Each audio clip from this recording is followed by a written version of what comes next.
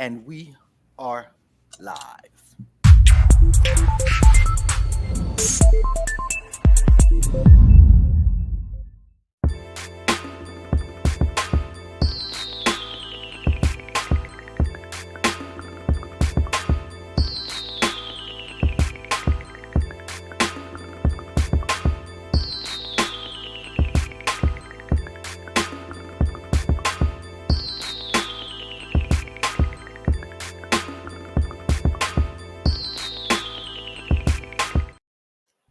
Greetings and salutations, Focus Up family.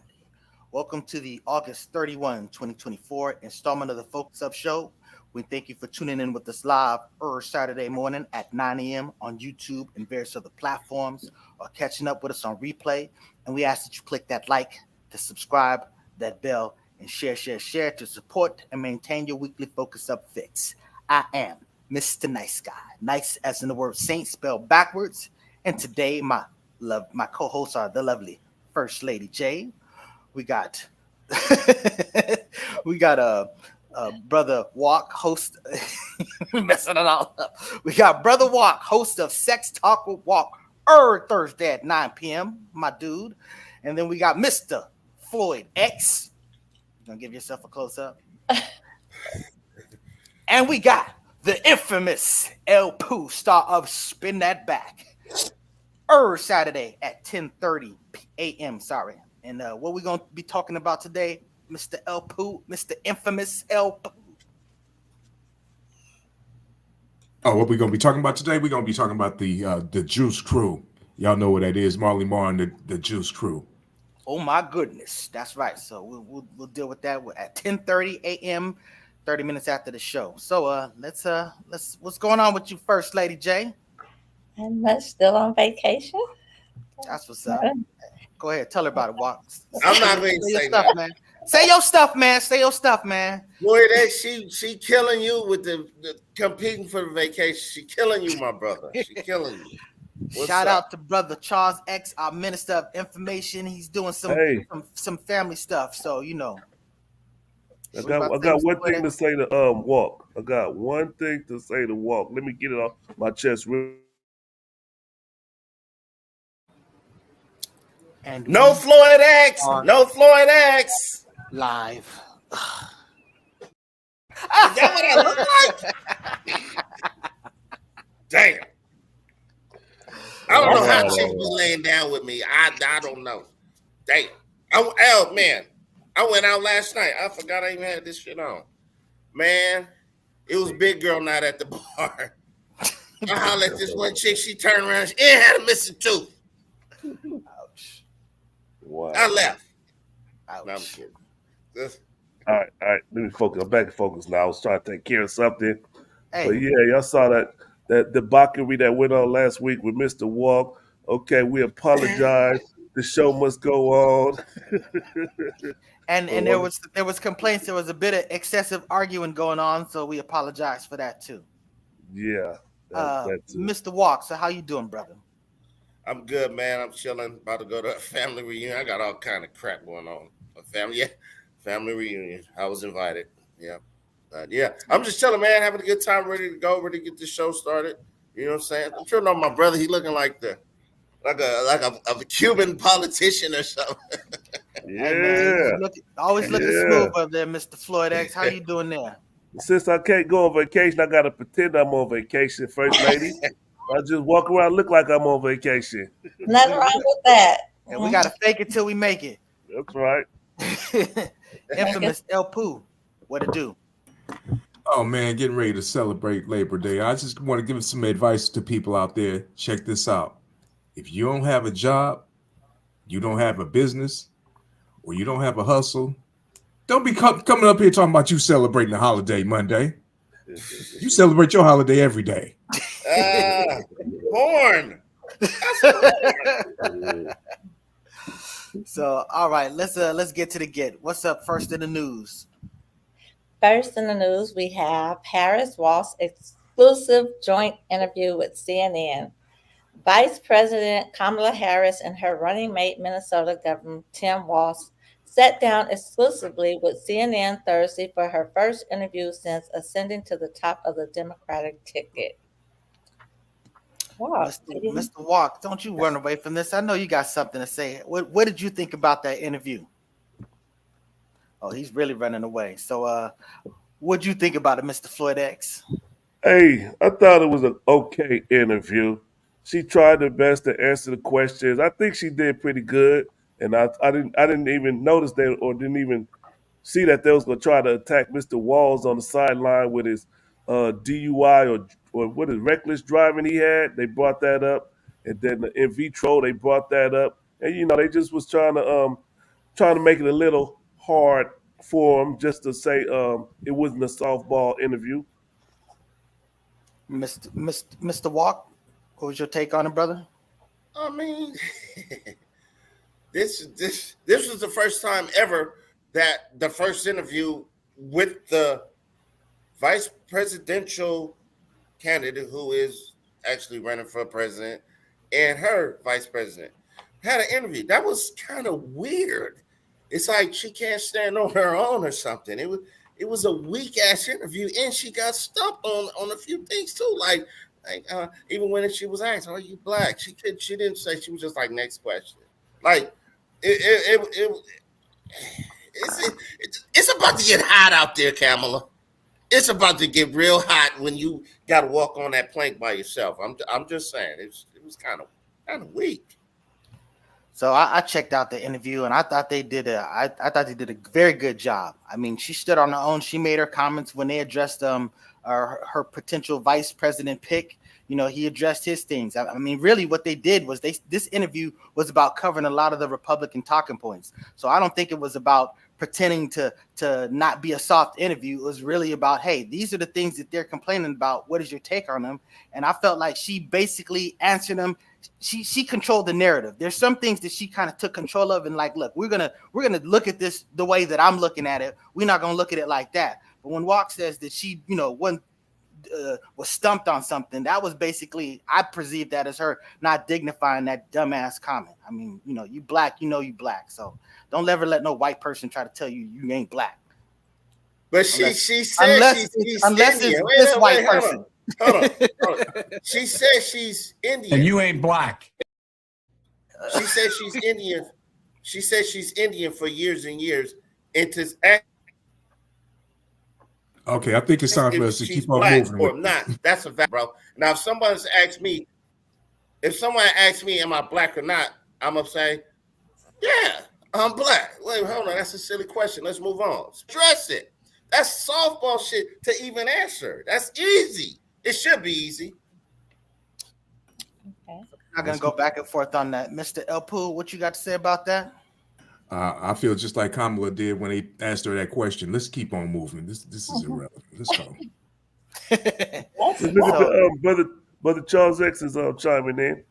The interview was pre-taped, aired live, leaked to Kamala in advance.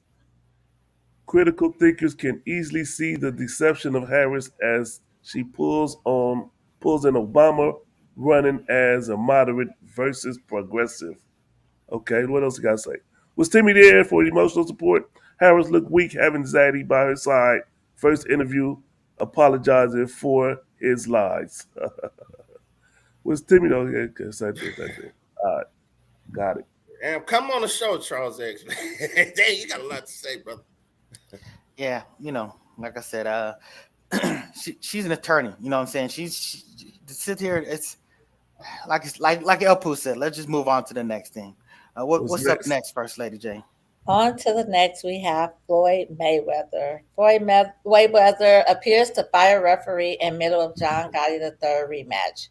What Floyd Mayweather says goes. The legendary boxer was back in the ring Saturday night for an exhibition match against John Gotti III, the grandson of the notorious crime boss, in the arena CDMX in Mexico City. In the second round, Gotti complained about a punch from Mayweather, and referee Hector Few paused the fight to penalize Mayweather for an illegal punch to the back of Gotti's head. On replay, however, it looked to be a legal right hook. Mayweather was outraged by the call and even pushed the Few lightly with his right hand. Mayweather then began motioning to a fool to get out of the ring and appeared to say, "Move and shut up," while yelling at him and to the people outside the ring. Mr. Walk. Well, when I Real- seen it, Go it ahead. did appear to be illegal. He hit him in the back of the head, like right here, and it appeared to be an illegal punch. But Mayweather is just so used to just having his way, and he paying everybody. He's paying for the whole event, so he didn't like how the ref was reffing and fired him. That has never ever been done ever in boxing ever. So it's funny, but hey, I'm if I'm paying the bills, I make the rules. So you know what I'm saying? That's Hey, real quick, I forgot to let y'all know we got footage of it. We'll play a little clip for me real quick. Mayweather. Oh, come on, ref. That is not a behind the head shot. That's a hook. It's a hook from long distance. How can that be behind the head shot? Yes, get out of the way. Things already getting testy. This could be another disqualification with the corners getting up on the apron like that. Now it's Mayweather getting heated. It was kind of telling the referee, hey, just get out of the way. It looks like we're trying to get everything under control here. And we have swapped referees. Wow. All right. Was that real? It looks like it to me. How many times have you seen a backup referee in a boxing match? Come on now. Never. Hey, who is this dude? Donald Trump? Hey, you're fired in the middle of a boxing. Come on, I'm through. That's dumb. I mean, I don't believe it. it was an exhibition. I mean, it wasn't a real match. You know what I'm saying? So, when I look at that video, I kind of feel for like Mayweather. I feel like that ref was trying to insert himself too much in the situation. I mean, you could do your little warning and kind of move on and get about it. But I mean, I don't know. It seemed like he was taken away from the event. But and to me, looking at that, didn't look like he punched him from the back of the head. But how many times have you seen alternative referees in the crowd somewhere? Just like, but I don't know. I've never had to use them, so I don't know if it's a function of whether they don't have them or not. I'm sorry. Well, how many times have you seen a boxer fire a ref? Yeah, never. But Mayweather is exceptional, El Poo. He is his owning all these event. business. Yeah. So is Donald Trump. Thank you. So, I mean, it was Mayweather's rules. event. Mayweather's event. Yeah, He hired everybody. Yeah, the man with the money makes the rules. I got you. All right, go to Right. rule. You got the Give money. me my You got ball. the gold. If- You got the gold. You make the rules. I got you. Right. It's like we playing football on the street and y'all don't pick me. Give me my ball then. Give me my goddamn ball. No, nobody playing. It's his event. Like I got my views on Mayweather. I don't even really want to go into it, but he's fighting exhibition matches, but he's just getting his money. He earned his way. He earned that though for the legacy he has. Since '93, he's been squabbling. He's been getting it in like that. So, hey, here's what it is. All right, what's up next, First Lady J? Up next, we have Mariah Carey confirms her mom and sister died on the same day over the weekend.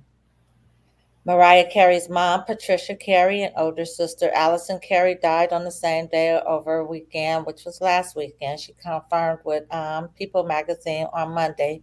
She stated, "My heart is broken that I've lost my mother this past weekend. Sadly, in a tragic turn of events, my sister lost her life on the same day," the Grammy winner stated. That's tough. You got something to say about that, Brother Walt? Oh, Mr. Flex. Condolences. Yeah, I was reading on it, and her sister was in hospice, and the caretaker said that her sister's last wish was to talk to her sister, but Mariah didn't give her a call. And I think some people, you really need to understand that when you have bad blood in your family, some people take it to heart. They don't give a damn if you're dead or alive. And you die, they don't care. And some people take it to heart. So it's best to keep the family relationship good and not to cross or tread on your family, because they will take it to heart. And they wouldn't care if you were alive or dead. Yeah, I don't believe in holding those type of grudges. You got something to say about this infamous El Poo? Yeah, condolences. That's all. That's what's up. First Lady J, what's up next? Up next, I hope you guys have the video on this one. This is the box for safely abandoned born babies. Yeah, let me play the video. Let me play the video. Inside the medical bassinet that has a heating unit inside. It's alarm activated. First responders are notified.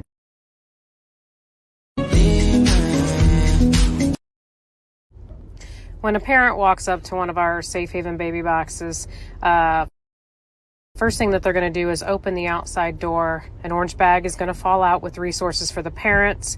They're going to place their newborn in.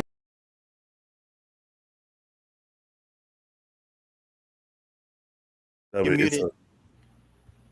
y'all get the gist of it. Yeah, the bottom line is you put once you open a container, a packet drops out for the parent, to deal with medical whatever, and then you put the baby in there, and the box closes, it locks, and it sends like a 911 call and alerts the people, I guess, inside the building. And once you close it, you can't, no one can just come up there and snatch that baby or anything.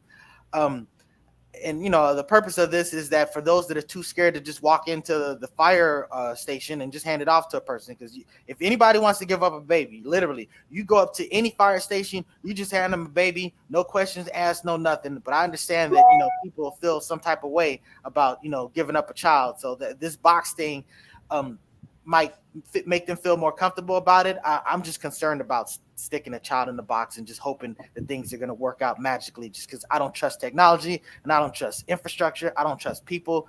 Best thing to do is just hand it to a human being. But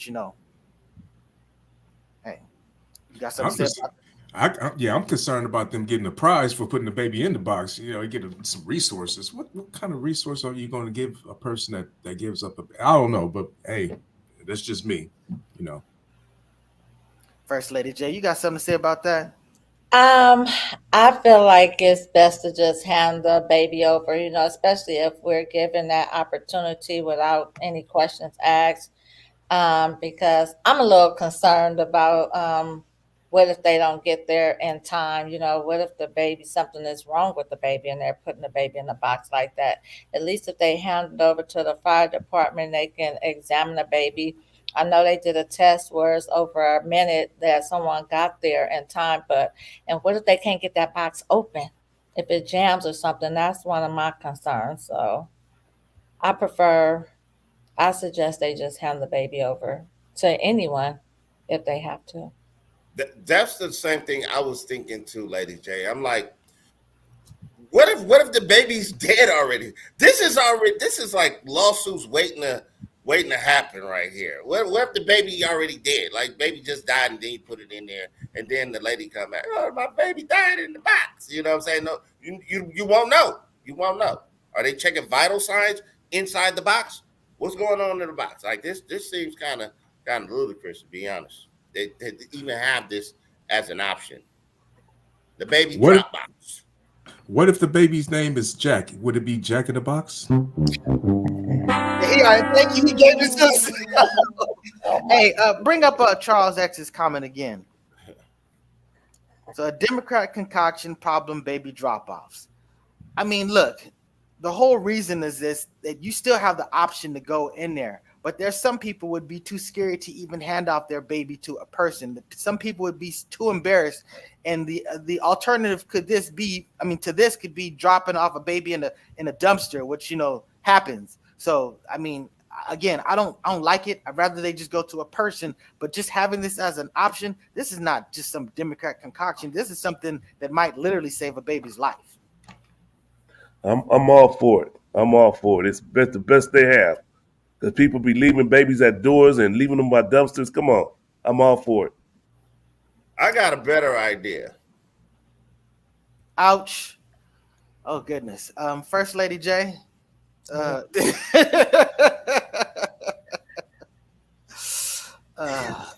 do we have next?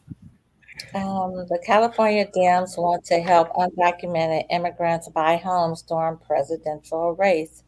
A first in the nation California proposal could make undocumented immigrants eligible for up to $150,000 in state-supported home loans, just as immigration has become an incendiary topic in the presidential election. The measure is likely to pass the California legislature this week, where Democrats enjoy a supermajority and in a state that has the largest share of undocumented immigrants in the country.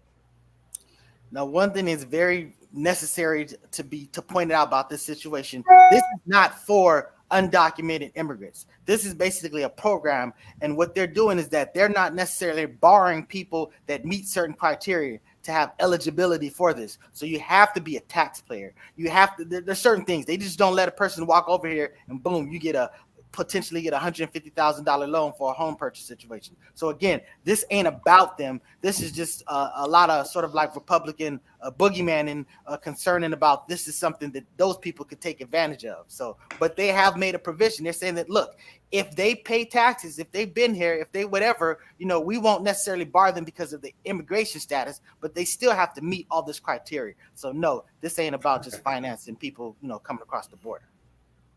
You said two things in one. You said two things in one. You said they're not necessarily going to haggle them about their immigration status. You just said that. You said this is not for immigration for illegal immigrants. You said two things in one. This is another handout, and this happened in New York City with a lady who worked her blood, sweat, and tears. She bought a food truck. She was successful. Then she was going to a different venture, and she was selling her food truck. And then an immigrant came. He said, "No, I didn't buy truck. I buy your truck. I get rent from America, but I want to see truck." And she started crying because she couldn't even get a business on to get the truck in the first place 5 years ago. This is what's going on. This is what it is. This is a new America. So I think it's a great idea to further put this country in a hole. And we ain't getting none as black folks. I'm a real black American. So again, I'm a person that took advantage of one of these first-time home buyer programs. So I'm living in the house because of that. And again, what I said is, you ain't an immigrant. I said because this ain't about the immigrant. It's a function of being allowed to people. And the bottom line is they're saying they won't bar people that don't because of their immigration status, but they have to have a social security number. There's certain criteria they have to meet. They don't just hand this out to anybody. So that's the situation. You don't just get to come here and be like, "Oh, can I have $150,000? I'm good." It don't work like that. And the thing in New York didn't work like that either. But again, I understand the Republicans have put all type of crazy lies about that stuff. What you got to say about this infamous El Poo? I want my reparations. That's all I got to say. Word. Mr. Floyd X, you got something to say about this? Hey, it's just more money out there. Somebody gonna get it. Somebody gonna get it. Yep, and you know what? That money's gonna go to somebody too. So it's not just the buyer that benefits from this; the seller benefits from it too. So the thing is, it's not going to our community, the black community. We getting left out of all the goodies, everything. They're directly funneling all the resources that should have that was allocated to our people that's in need, homeless people that need to go to school, directly to I crossed the border. Yeah, where my money? That's what's happening. They getting credit cards and not credit cards, but what I'm saying, federally like EBT cards, money and food on there, slide it. I'm just saying that's just what's going on. 107% of our jobs, huh? 107%. That's what Mr. Trump said. He said that immigrants are taking 107% of black jobs. So whatever. I don't know where that came from. Don't even care. That's not what I'm talking about. But whatever. I'm talking about resources. The resources, bro. Again, I repeat. I'm a person that got benefit of that resources. There's a lot of people. I wasn't the only. You're a citizen. Come on, man. You're a citizen. Again, this is a program for citizens. This ain't a program for immigrants. This is a program for American citizens. It has nothing to do about them. They're just saying that we're not going to bar you because you're an immigrant. We're not gonna do that, Floyd. This X. is not going to be. This is not going to be last week. Come Not on, doing y'all. that. Let's go. Let's Yeah. keep on going, y'all. So, anyways, are we ready for a break? We ready No. for a commercial? Somebody We're else not got gonna something? do it. No, we're not gonna do that. All right. Let's go to some commercials real quick.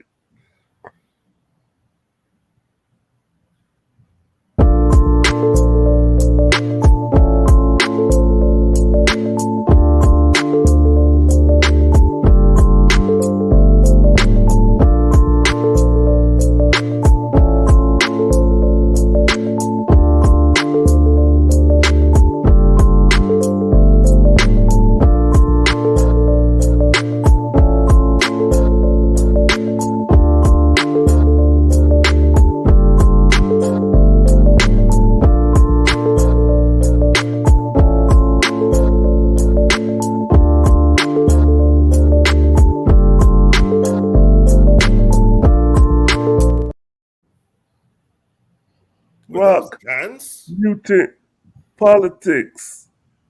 Some Saturdays, 10:30 a.m. Check it out. You want to get into deep dive on politics and hear back and forth on politics? Team Trump, Team Harris. Tune in. But not today, though. Today we got, was it quick on the draw? Turn up the dial, it's 10:30. We back. Spin that back show, all the classics on track. From 79 to 99, we're crossing the gap. Album reviews, little known facts, hip hop intact. Saturday mornings, dive into the history. Samples and stories, old school mysteries. Early South static, Shiraz, and CDG. Nola Banapine. Tune in. Spin that back with Mr. L. Pooh and Mr. Nice Guy. And what we covering? The Juice Crew. That's right. Marley Marl. And what we got up next, Mr. Floyd X.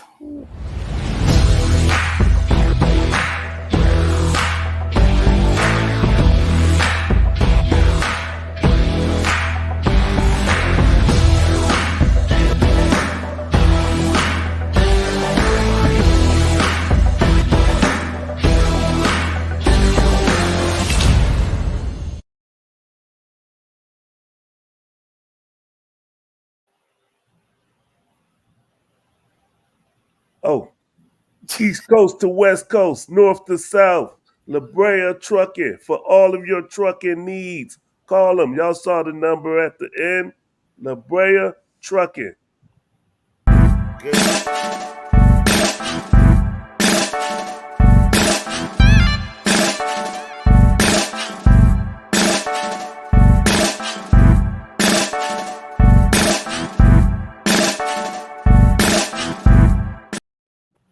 Go be alive. Go ahead, brother. Go ahead. That's right. GoBeAlive.org. Go get you some of that black honey. And if you want to go to the store to get it, take yourself on down to the Petty Vice located in Venice and the Afro Marketplace located in the Crenshaw Mall. Ooh, shoot, I am not on my square today. Can't have a That difficulty finding commercials. Take the hat on. Gotta take the hat on. Let me see. You've been rocking the hat. No. Let some oxygen in. Let some oxygen in there. Oh shit. I'm all over the place right now. Let me holler at my brother.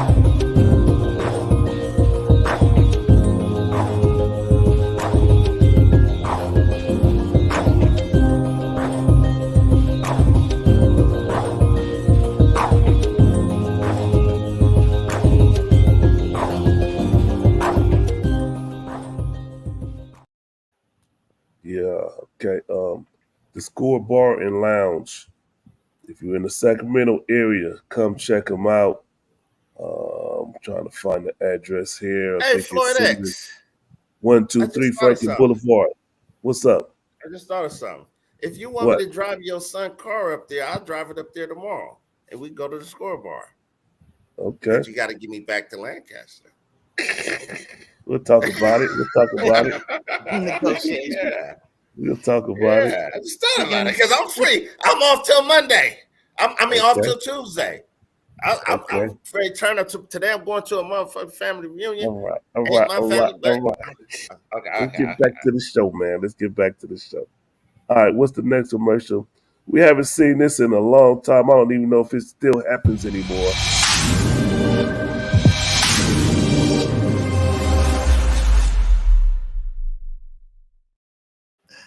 Is this still a thing? Sex Talk with Walk. Is that still a thing? It is a thing. You know why? You know why? I done called y'all. I ain't gonna say no names. Who said that? But the next show is going to be about ghosting. People ghosting. Just disappearing on somebody. Yeah, I take it your show's not being on has been like a preview of the topic. So word, I got you. So what's I just want to point out what JWalk _ says. Kamala will not get my vote. That's kind of funny. That's really funny. Where's that? Where you see that at? Yeah. Zoom in. Bring it on in, baby. Yeah. Hey, I got a question As a for black you, man. I got a question for you. I got a question for you, Walz. Yes, sir. You got some handsome boys, and you got a lovely lady yourself. What would you rather happen? You have one of your boys show up with a young Kamala, or have your daughter show up with a young Trump? Kamala all day. She's pretty. Team Kamala. All right, let's go on. Let's go. Let's see what we got to say. What's the first topic up? We gonna jump right to it. The fine line. That's right. The fine line between cooning and entertaining. Let me start it off with the video clip real quick, and then we'll ask the question. And this is going to stick in y'all head. This is going to stick in y'all head for a minute.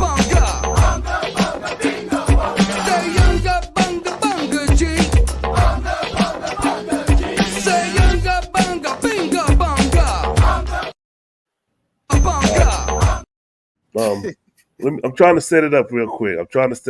That's one video. Put it aside in your head. Hello, lucky person. You got the number right, because you are talking to Kid a Dynamite. Dynamite. Pure dynamite. Dynamite. It's so sexy they almost turned me on. All right. That was funny. Cooning. Is it cooning or is it entertaining? When do you cross that fine line to where you're no longer entertaining? You are cooning. That's what we're gonna try to discover here today and get a base or foundation. Mr. Nice Guy, when is it cooning? I think you can be cooning and entertaining, but the question is whether it's cooning. And to me, I've always looked at JJ as an example of cooning. You know, I mean, I think the show was great. He was the star of the show, but the reason what sort of like makes him cooning and all this other stuff is he's the person that all eyes on. He's what everybody gravitates to in his antics. So I'm just saying it was the histrionics, the extraness, the flamboyance. And I mean it's the minstrel. I mean he was basically the minstrel, the black minstrel on the show. So again, you know, he had multi dimensions to his personality. I'm not just trying to kill JJ. JJ was an integral piece of the puzzle, but I'm just saying it. To me, by my definition, I saw it as coon. Oh shit, El Pooh, is that cooning? What you talking specifically, JJ? Yeah, we talking JJ right now. Man, you know what? I'm gonna be honest with you. I didn't really watch Good Times too much. I still don't watch it that much. But that Dynamite stuff, it was just out of control. I mean, I guess it's borderline cooning, but you know, it was the tagline. It was the hook. So you can't really fault him for this. It was working. You know, he made a name for that. He fed his family. I mean, you know, it is what I think some black people just get jealous of other black people's fame and fortune. And they start just making excuses to call them coons and this and that and that and this. I mean, it is what it is. The man was acting. Period. I'm be honest. Can I say something about the Dynamite part? That come on, First Lady. made me feel like there was a little bit of cooning involved because the dynamite was by default. That was during a rehearsal. And he said it, and they wanted him to put that in. And JJ was like, listen to my word, that people are not going to be stupid enough to go for the dynamite stuff. The producers told them, yes, they are. So you didn't stand for what you felt about. Yes, it became a hook, but you said they wouldn't be stupid enough, and somebody basically knowing that it was going to be predominantly black people watching the show, they're saying, yes, we are going to be stupid enough. So to me, I'll put that in a category of him being a coon. It's called Know Your Audience. I can't believe in 2024 we talking about good times. Dynamite, is he a coon? When there's so many relevant coons in 2024. Candace Owens, Steve, what's up, Stephen A. Smith? Come on, Amen. Shaq be cooning a lot, man. Come on now, Ricky Smiley, Charles Barkley, yes, watch me dance, sir. Watch me dance. Come on, we talking about JJ. Come on now. JJ was a young brother in the projects in Chicago trying to make it as a painter. And he had a job working with a chicken hat. Yeah, that was kind of over the top, but it was showing young brothers that you still can work. You still can work. You still can get a job. You still need to be out here trying to get it, bro. Come on now. He showed them, but if you notice, every time you turn around, when they were just 1 foot out the projects, they stepped back. And some of the other actors wanted to see a change. And look at and so we all watch Good Times. Yes, I like Good Times, but the reality of it, there should have been a point. There are multiple stories behind the conflict about what happened on Good Times, but we do want to see our people progress. Like you said, he was a painter. He kept a job. He just did, but he never left the project as the main character. Think about the Whispers, the twins. They lived in the Jordan Downs project, but they got out. That's up, Mr. Floyd X. What's your take? Okay, here we go. Look, there is a fine line again between cooning and entertaining. JJ was entertaining. Some of us are born with this natural proclivity to entertain, to be funny. We got jokes in our head. We got things that we do are funny. We started out, this was based off of Stephen Fetchit was part of it. He had a natural ability to take what he learned at that time, and he was using it. They call it the, what is it called? Putting on massa. Oh, what's up, boss? I can't do that. And you play dumb to get out of work. He just brought it to video, and they used it, and they're like, oh, look at this coon shit. Real legitimate black people like, look at this shit. And it was because it was put in their face. Black people on camera, this is what we're doing. And so, I mean, it is cooning. I agree that the Stephen Fetchit was cooning. But then when you get to like Flavor Flav, it's right on the line. Flavor Flav, in my opinion, was right on the line. All he had to do was stick his toe over. He would have been cooning. Only one more act. Couple cooning. Right on the line. Can I say something? But Stephen Fetchit was he wasn't considered a coon till like the 40s. He started acting in the 20s. In the 30s, he was the first millionaire black entertainer, actor or whatnot. He was very successful. And then by the 1940s, that's when black people started saying, hey, now he's a coon. I guess they got tired of it. But that's what it is. It gets old after a while. A big part of it is that becomes the only representation of us. It's okay to have one person like that, because we all know one person that isn't the best representative of everybody. That person just them. But when white people are like, oh, we want every black person to be that person, that's when it becomes a problem. When every black person is the minstrel. And, I hear what Walker's saying when he talks about current people. And see, I don't like I'm not a big fan of Candace Owens. I don't like calling her a coon, because I still think she's an intelligent person. I still think that, she carries herself a certain way. I might not rock with her politics, But I'm just saying that, she doesn't come off to me. You want to talk about a coon? To me, Whitlock, he's a coon. He's literally Whitlock. He is a dark-skinned person that's there for white people to say white people things and to be absolutely dumb about it. You know what I'm saying? Again, I think Candace makes at least colorably intelligent positions. Whitlock is just an absolute fucking Uncle Tom. Sorry. Sound like you doing what I do. Like Kamala, she's pretty. Candace Owens is pretty. You know what I'm saying? Because Candace Owens and Whitlock is pretty much on the same page, to be honest. They coon for who? That's what's going on, dude. Hey, let me get Brother Charles X comment in here. Excuse my voice. I am under the weather. I'm taking Mucinex and Dayquil. Excuse my voice. But Brother Charles X says, cooning is when a self-hating African-American plays the fool for a white audience in exchange for the limited social acceptance the latter are willing to give within their racial hierarchy. I love this definition, and that's why I talk about the minstrel as a person who, when you bring up some of the people that you talk about, Stephen A. Smith and stuff like that. I mean, I may not agree with some of his positions, but for the most part, I mean, he's an intelligent person. He does make a lot of intelligent points. So I'm just saying, Whitlock literally does not. I mean, he's just a buffoon for white people. That's it. See, I think we're talking about two different type of coons. The coons that's pandering to the white people, and then the coon that's trying to entertain. And I mean, it is pandering, but when you going against black folks, like in my opinion, Candace Owen and Stephen A., they fit along that line.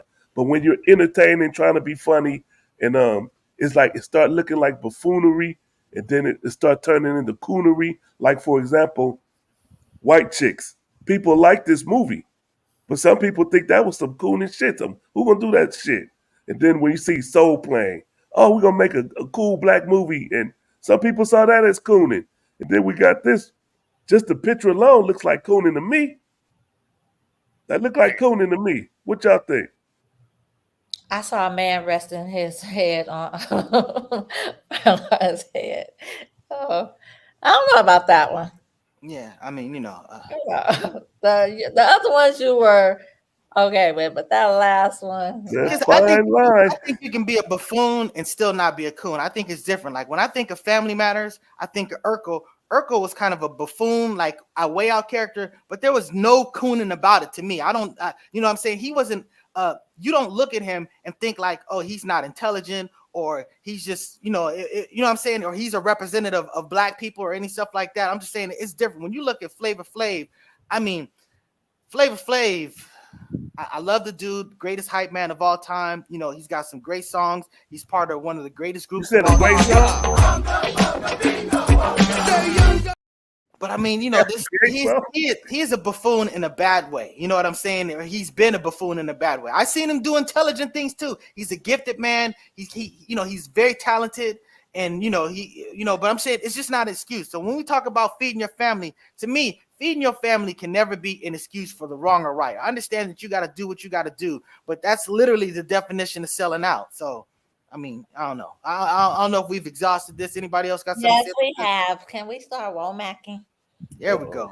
I'm tripping that we talking about stuff from the 90s and the 80s, and like there's so much stuff going on right now. But we were talking about a term and we're using references from that, but then we brought it back to current. So that's why we did it. But we're talking about a lot of people. It's a lot of people in their 20s. We're moving along. That have no clue who the fuck Jimmy Walker is, bro. And that's why we're educating them and letting them so you are educated. Stop it for that. Don't know your past. So we're talking about to repeat it.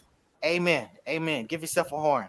Now we're talking about Womacking. See, there's macking, and then there's dirty macking, and there's a whole nother level of macking. It's Womacking.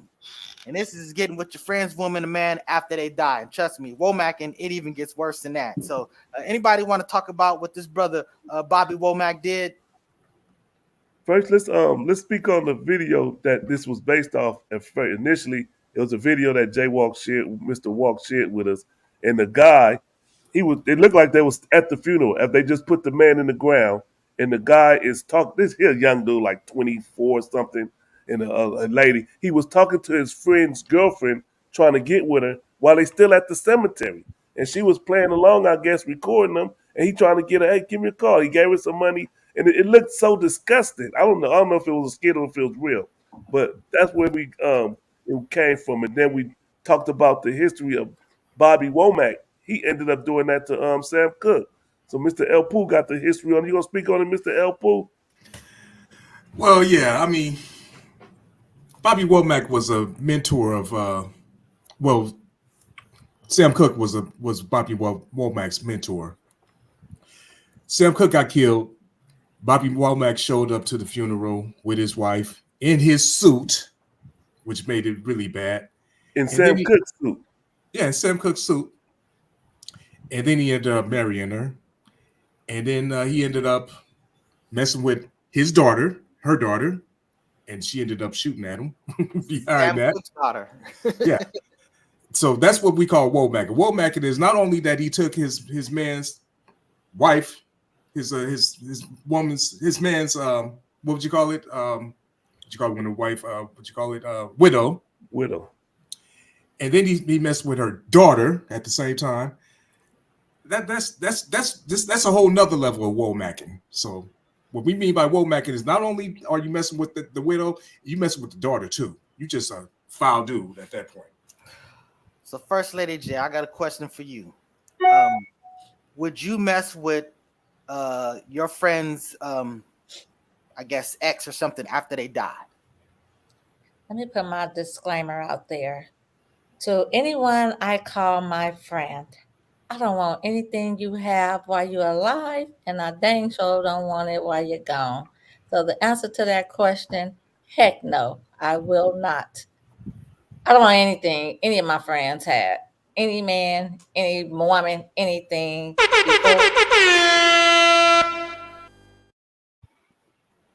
So, Mr. Walk. Mr. Walk, what's your take on this, brother?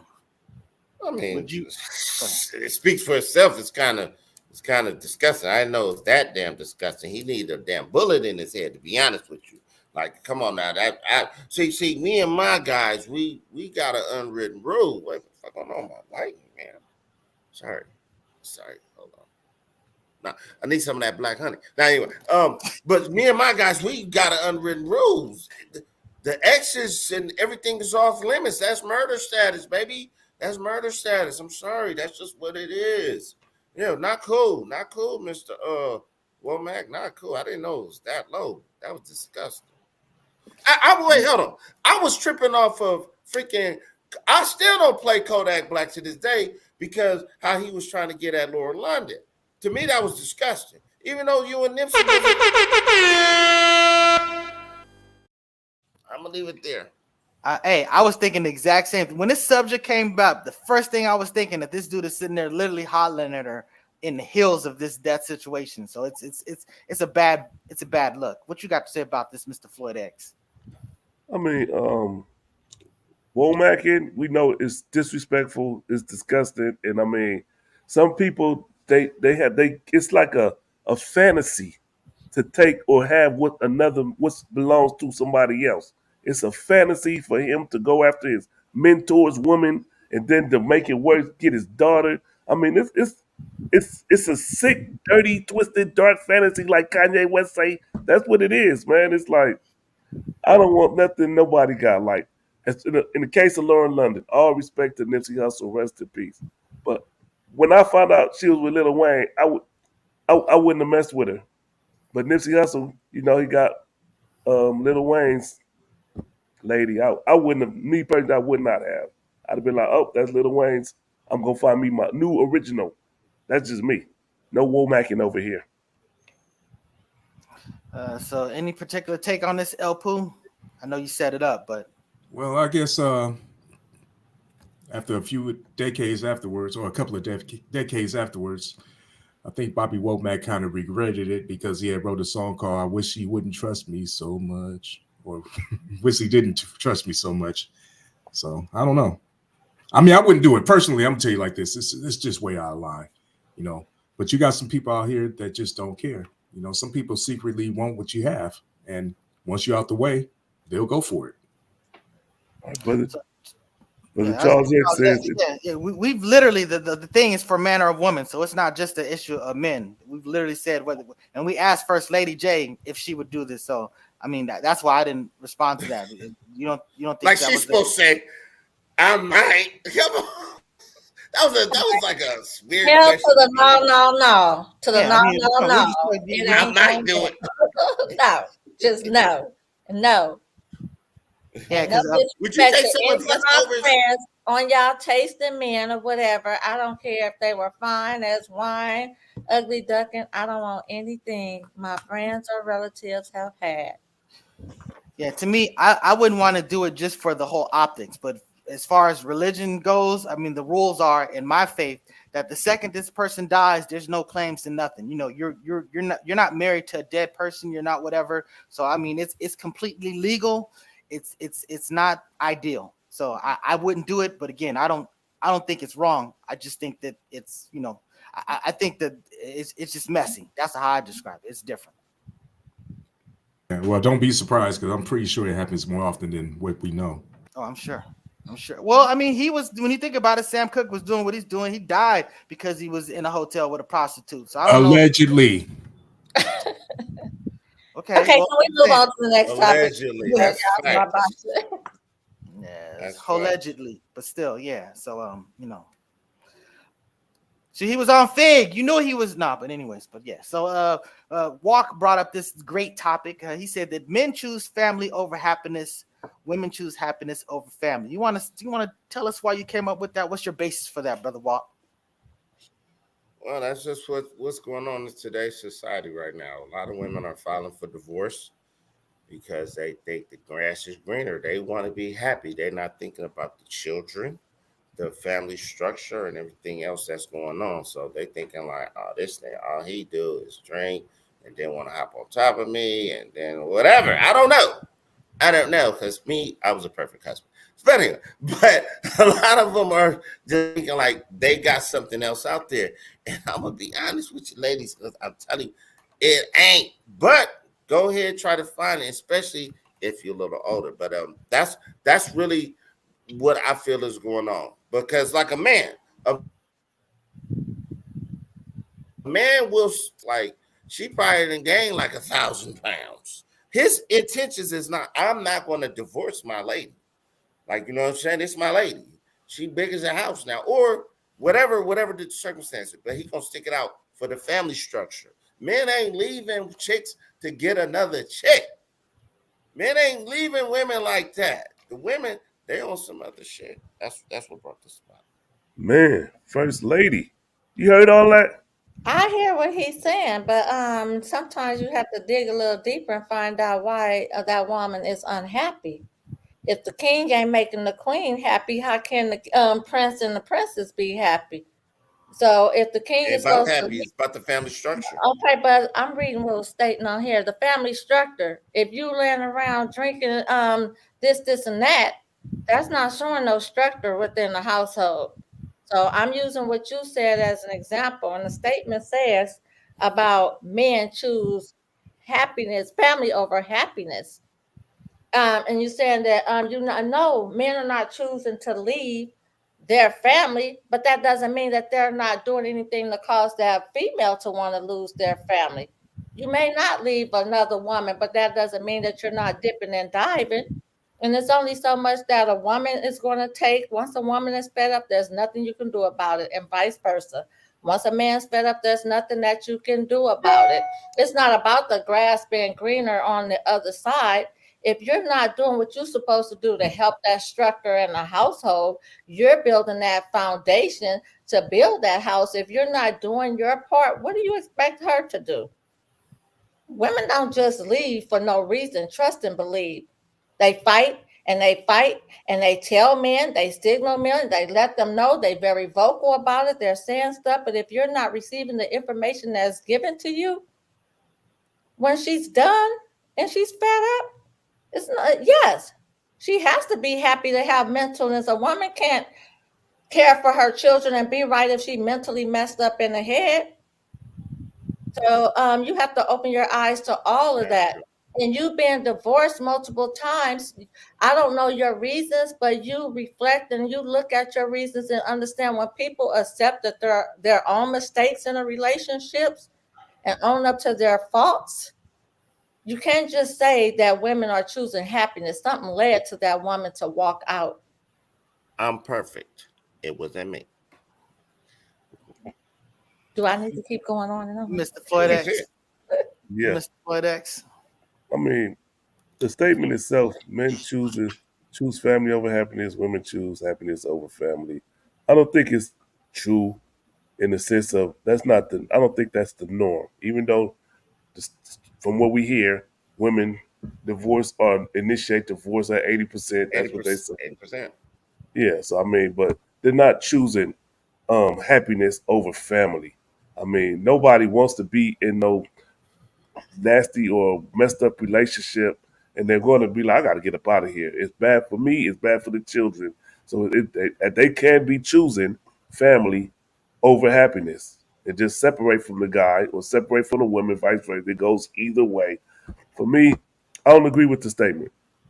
Tia Murray.